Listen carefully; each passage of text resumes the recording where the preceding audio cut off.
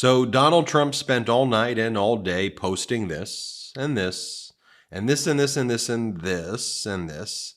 And he previously had posted things like this and this and this and this and that.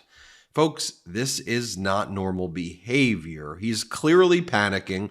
He's clearly having a meltdown. As Hillary Clinton once said, if you can bait him with a tweet, imagine what Vladimir Putin can do to him. Imagine what our enemies can do to him. Or I will put it in the present tense. Imagine what they've done to him. Donald Trump continues to make these QAnon posts and just really weird and bizarre and deranged posts. He's clearly having one. I mean, he posts this about Vice President Kamala Harris, enemy of the people. And then it has all of the media networks like Fox, NBC, CBS, ABC, NPR, MSNBC, CNN. I mean, and just think about our brave World War II veterans, with this photo too, like that Donald Trump is also mocking them in this photo. But Donald Trump is someone who previously called military veterans suckers and losers. Donald Trump posted this: Iran's useful idiot. That's what their campaign's going with now, name calling. Retruth if you want this cackling moron out of office. Also the misogyny. And here's another post by Donald Trump. Not even Democrats like this woman. Oh, that's why she's setting record-breaking fundraising. I mean, she's raising like $300 million in like a week. It's because she's unpopular. You think she's probably the most popular Democratic presidential candidate in modern history. But do you, Donald? Do you? Then it goes on to say, so what is really going on? Retruth if you think installing a candidate that nobody voted for is the opposite of democracy. Save democracy. Vote Trump. Donald Trump, the person who wants to literally overthrow free and fair elections. The person who just said that if you voted for him, there wouldn't be elections ever again in the future. It's what you said when you gave a speech recently in West Palm Beach. You're saying save democracy for Trump? Yeah, I don't believe you. I think you're a weirdo liar. Then Donald Trump goes, United States border czar, even though Vice President Kamala Harris is not the border czar. Lion Kamala, he says, because it's all name calling. Then Donald Trump reposts this. Trump versus Kamala. Good versus evil. Strength versus weakness. Truth versus lies. Leader versus puppet. Peace versus war. Elected versus selected. First versus last. Again, he's posting this over and over again. I've said this before.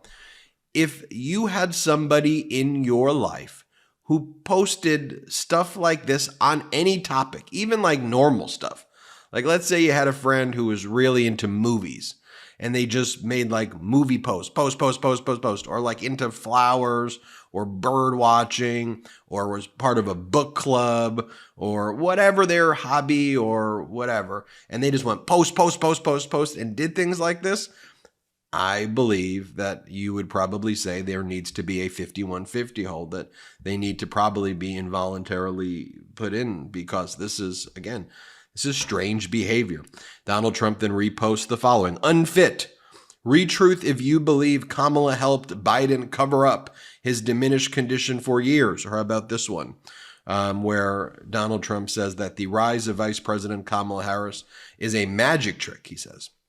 It wasn't long ago that Kamala Harris was considered a drag on the Joe Biden ticket, that Kamala Harris would have to be replaced so that Joe could run because she was so unlikable, incompetent, uninspiring, and cringe-inducing. And now it is the greatest magic trick the Democrat media has ever pulled. That's Donald Trump reposting Buck Sexton. Donald Trump wasn't done there. Donald Trump made other posts. He continued to post this. The propagandist media is the enemy of the people and the fourth branch of the deep state government. Then he writes, why is Fox News putting crazy Kamala Harris rallies? Why do they allow it? And then he reposts this image, weird image, JD and DJ, MAGA Dream Team. Okay. Donald Trump then posts this conspiracy theory. So just so you know, Donald Trump appointed this guy in the photo. This is Christopher Wray. This is the Republican. FBI director, current FBI director, Donald Trump appointed him. Here's a post where Donald Trump appointed him when Trump was disgracing the White House, and Trump said what a good guy Christopher Wray was.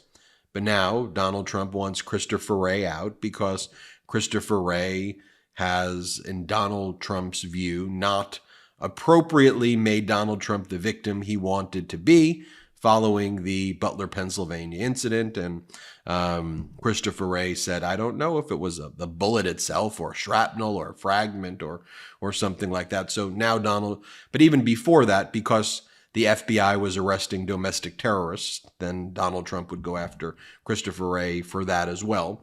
And all of MAGA would attack Christopher Wray. Again, Republican, real conservative, just not MAGA. So here's Trump's post. What did you know and when did you know about it? If you want to know who ordered the assassination, read truth. So Donald Trump just spreading lies about the assassination. Okay. Donald Trump then posts the following. Fox has this is all over the course of the last 20 hours, all of this. Trump then goes, Facebook has just admitted that it wrongly censored the Trump attempted assassination photo and got caught. Same thing for Google. They made it virtually impossible to find pictures or anything about this heinous act. Both are facing big backlash over censorship claims. Here we go again. Another attempt at rigging the election. Go after Meta and Google. Let them know we are all wise to them. Will be much tougher this time. MAGA 2024. So he's saying go after Facebook, go after Google, which, by the way, sounds like a violent threat. And he says they are rigging the election against Trump because something about this. We all know about the shooting. We all saw it. We're aware of what went down. And as Ron Filipkowski says, our editor-in-chief at MeidasTouch Network, I remain confused by this Trump campaign idea that this is the incident that's going to win them the election. Okay, a Republican kid who was the shooter clipped his ear. Everyone in the country saw the pic. It was on every single news channel in America, nonstop for days. They think if people see it more, he wins. Weird, very, very weird behavior. And then you have Tim Pool, one of the big MAGA influencers, post this. You'll never know want or loneliness again, Trump said. The world was cruel to you, but you have Trump now. And you see this photo right here. And Ron Filipkowski says, I can't think of a better way to demonstrate this movement isn't a cult of effing weirdos right there. We've been covering it here. Other media networks have not been covering this. But Donald Trump's repeated use of QAnon memes too. And these ones that I'm about to show you were not posted in the past 24 hours, but he's posted about, I want to show you that this is not new. This is what he's always been doing. And so he's posted, by our count, over 2,000, repeat that, 2,000 QAnon memes and accounts over the past 2 years. 2,000. So he averages a few QAnon posts every single day when you do the average. Okay. So here is an example of it, where types of stuff that Donald Trump posts. The storm is coming. Q. You see the Q above his head? Donald J. Trump repost. You see it up there. It shows that it was a repost. The storm is coming, just so you know, and what QAnon says the storm is coming means is that Trump will assume power of a dictator and he will conduct mass public executions of a pedophile cabal that the QAnon cult has basically labeled anybody who opposes Donald Trump. And the public executions will take place on Capitol Hill. That's what QAnon believes is going to happen. And when they say the storm is coming, that's what it's referred to. And you see Trump reposts that over and over again. We will stand tall until the storm. These are all QAnon posts by Donald Trump right here. Here's another one that Donald Trump posted that says the following. It says, January, this is from Trump. Trump writes, he reposts this. January 6th will go down in history as the day the government staged a riot to cover up the fact that they certified a fraudulent election. Now, again, as I always say, how is this not A1 news. How is this not news that belongs on the front page of all newspapers?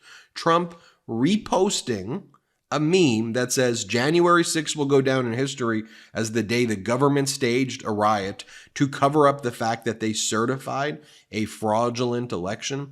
Here's another video that Donald Trump recently reposted. The video is called Where We Go One, We Go All, which again is another QAnon statement. That's one of their slogans where they go WWG1, whatever it is, where we go one, we go all. And then it shows photos of different countries and saying that the countries submitted to Donald Trump, that they bent the knee to Donald Trump's authority. So they show photos like this. The Vatican submitted. Canada submitted to Donald Trump. The Queen submitted to Donald Trump. And then it says, where we go one, we go all. So these are the kinds of things that Donald Trump's been posting over and over again. And he's turned this group of Americans, I mean, and they may have been receptive to this type of stuff already. You know, it's a very bizarre cult behavior. And look, the behavior is reflected also in this sociopathic, strange stuff that, you know, that, look, his vice president says, what, a new video was unearthed of his VP pick, J.D. Vance, you know, and J.D. Vance using, again, it's projection and confession, but he's using the language of this weird echo chamber where these posts are normalized every day. So here's the new J.D. Vance video that was released. Play this clip. Right, there's just these basic cadences of life that I think are really powerful and really, really valuable when you have kids in your life. And the fact that so many people, especially in America's leadership class, just don't have that in their lives, you know, I worry that it makes people more sociopathic and ultimately our whole country a little bit less less mentally stable. And of course, you talk about going on Twitter. Final point I'll make is you go on Twitter and almost always the people who are most deranged and most psychotic are people who don't have kids at home. And then when you go to events, and this is a group called the Good Liars here. They do a good job. We've worked with them before, where they interview people at the Trump events. They're like this, like this is the types of people who now show up to these Trump events. Play this clip. When it came out, it was Corona, right? Corona. Corona is 6 letters. When you use gematria and you say A is 1, B is 2, C is 3, and you put Corona lined out at 666. So that's 666. But we found that out. So they're saying the white wing crazies found it out. So they changed it to COVID-19, which is C. What is this? C, right? The C, yeah. Ovid. Look it up. Ovid means sheep. 19, military code for surrender. C, sheep, surrender. That's no joke. Wow, that is actually the first I've heard of that. I'll leave you with this final clip right here. I think it's important to know, like, okay, well, what is the messaging that is going to the youth of, you know, these of MAGA, right? Because, you know, there's adults who show up at these events and they're indoctrinating their kids with this MAGA stuff. So here is an event that Donald Trump spoke at recently.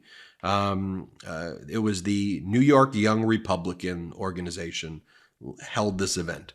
And Donald Trump gave this speech. And what Donald Trump's speech was focused on to the young Republicans was sexually assaulting women and that it's okay.